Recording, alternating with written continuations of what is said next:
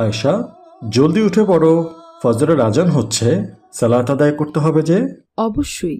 আপনি মসজিদে যান, আমি উঠে সালাত আদায় করছি।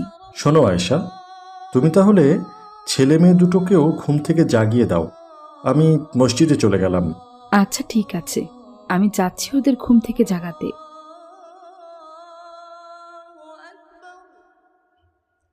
মেঘমালা আকাশে মা ফাতেমা, ফাতেমা, এখনো শুয়ে আছো যে? ওঠো মা, ফজরের আজান হয়ে গিয়েছে, সালাত আদায় করতে হবে যে মা।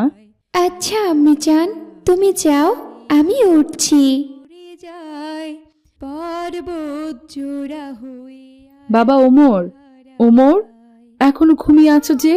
উঠে পড়ো বাবা, ফজরের আজান হয়েছে, তোমাকে সালাত আদায় করতে হবে যে। আম্মি জান, ডিস্টার্ব করো না তো, যাও, আমার এখনো ঘুম হয়নি, আমি আরো ঘুমাতে চাই।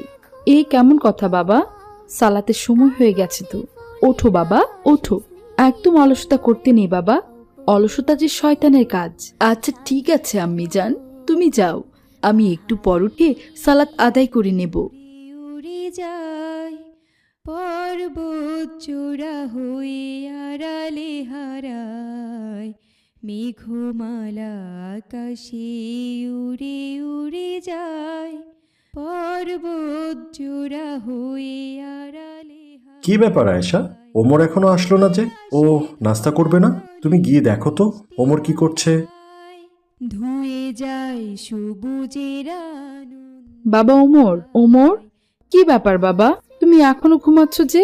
তার মানে তুমি আজ ফজরের সালাত আদায় করনি। ওঠো বাবা ওঠো, তোমার আব্বুজান তোমার জন্য নাস্তার টেবিলে অপেক্ষা করছেন।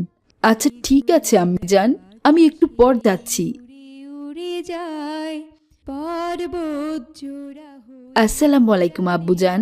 ওয়ালাইকুম আসসালাম বাবা ওমর।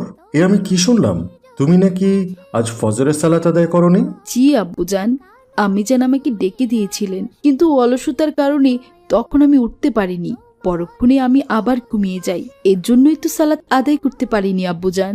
এটা তুমি কোনো কথা বললে বাবা ওমর?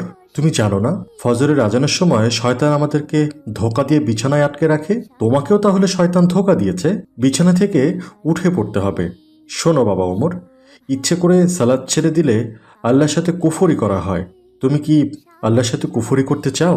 না না আব্বুজান, আমার অনেক বড় ভুল হয়ে গেছে, এরপর থেকে আমি এমন কাজ আর কখনো করব না, আমি নিয়মিত 5 ওয়াক্ত সালাত আদায় করব। আচ্ছা ঠিক আছে বাবা, নাও নাস্তা করে নাও। ঘুমালা আকাশে উড়ে উড়ে যায় পর্বত জোড়া হয়ে আড়ালে হারায়